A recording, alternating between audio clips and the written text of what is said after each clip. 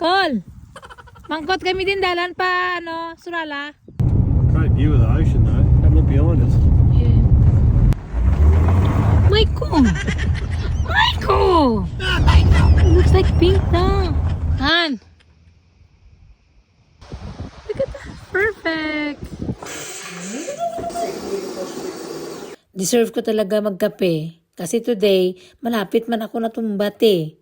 Maaga pa ako may pinuntahan para magpa-check up ng aking balatian. So ilang tusok talaga ang aking natagamtaman. Kaya pumasok yung masamang hangin sa aking tiyan. Malapit na talaga ako makuyapan.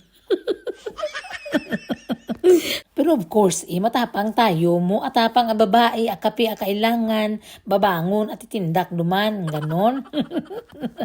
So hello mga tita and tito. So okay na po ako. Nakarelax na ng konti. So for today's video, magchika-chika na naman tayo. Nagbisita kami dun kay Lula na puti. So pagkatapos niyan, naka-lunch kami ni Uncle. Mga malapit na siguro 3:00. Hindi naman kami nag-rush ng pauwi tita kasi ang magbantay ng mga anak namin, yung kapatid ni Uncle. So instead na magpa-highway kami, dumaan kami dito sa coastline para makita ko naman daw kung gaano kaganda dito ba sa may dagat, sabi ni Uncle. Kasi first time ko talaga nakadaan dito te. So mga ilang kilometro din siya from the highway, from the main road. Pero at least pagdating mo doon, worth it naman, sulit na naman yung makikita mo. Ang ganda. Since day off naman ni Uncle ngayong araw, so grab na lang namin yung opportunity na may nagbantay sa mga junakis namin para makapag-ikot-ikot kami, pasyal-pasyal ba, para makapag-relax ang konti after ng umaga na parang ka-nervyos-nervyos, no?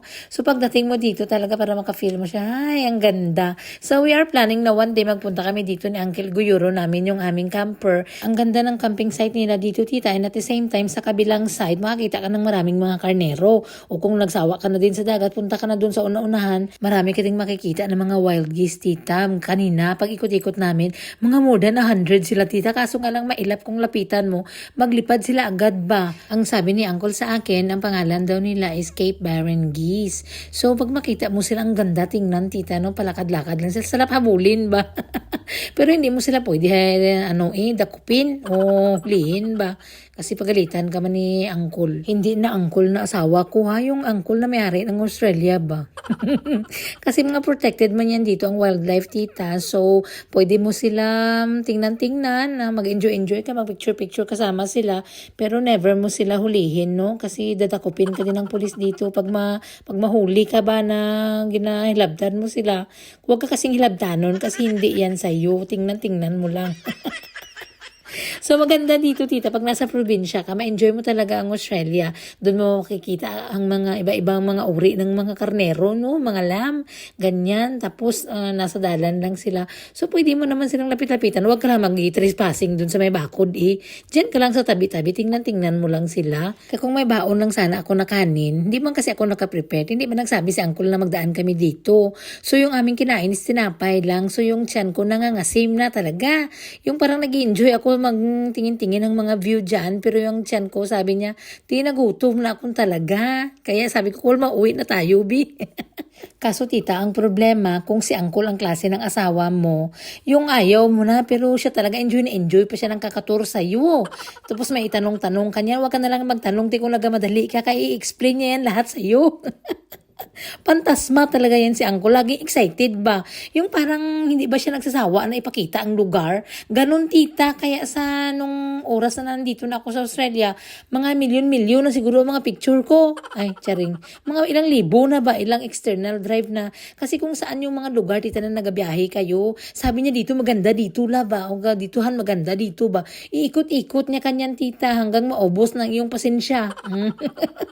Pero basta hindi lang ako gutom, ay for the go ang babae. Kasi mas mabuti na lang ang ganyan tita kaysa kumpara mo naman dun sa ibang mga asawa na magpunta nga lang kayo ng shopping center, reklamo na, mag-uwi na. Kasi saan naman daw mag-ikot-ikot, daming mga reklamo ba. Kaya minsan yung ibang mga Filipina, hindi mas sila masyado nakapagpasyal-pasyal. Kasi nga kung sila lang din, wala man sila masyado alam kung ang asawa nila buringot ba, yung mahilig lang ba sa bahay, tapos kung may mga pasyal-pasyal ayaw din.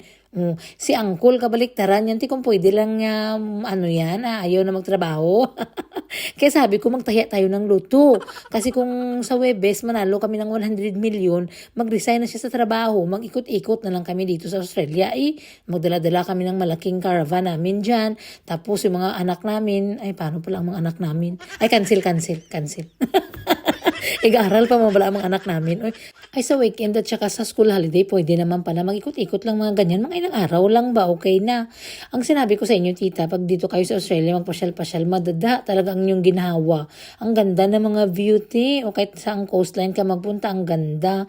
Tapos alam mo naman dito sa amin, ang mga beach libre yan siya, walang bayad. Unless magpunta ka dun sa mga, mga caravan park, may bayad kanyan konti para at least naman for your safety naman, di ba? Kasi may maintenance yan dyan, tsaka magsaksak ka, tapos may mga toilet na ganyan. Pero kung magpunta ka naman dun sa mga area na mag-camping-camping, may dala ka lang ng pala tapos mag-tree planting. So, hanggang naabot na naman kami dito. Mag-uwi na sana kami. Nakita na naman namin ito medyo pink na lake, tita. Kasi diba yung South Australia, famous kami dito sa when it comes sa mga pink lake, tita. Lalo na yung pag summer to autumn, mga ganyan ba. Plus, ang combination ng sikat ng araw, tita. So, pagdaan namin dito, parang pink siya talaga. Ang ganda niya tingnan. So, nakalimutan ko lang yung lugar kung saan talaga yung makikita yung pink lake, no? Tapos may blue lake din, mga ganyan-ganyan. So, depende sa season siguro, hindi lang ako masyado familiar about sa ganyan, pero ito talaga ang ganda, parang nag-abot ang langit tsaka yung lupa na medyo may asin-asin kasi malapit nga sa dagat, tita. Mahirap lang siya i-explain, basta kung ano nakita nyo, ganyan na yan siya. Di ba? Kadalasan sa mga tao dito, tita, pag mag-retired na sila, they're touring around Australia kasi sa sobrang lapad ng area tsaka ang ganda, you need a month or I don't know, basta sabi nila pag kailangan mo ikutin, ma-enjoy mo siya talaga, kailangan mo lang to spend time para makita mo sila. Kaya mag-ipon ng maraming pera para may panggasolina. Kay kapoy man kung baktasin yan.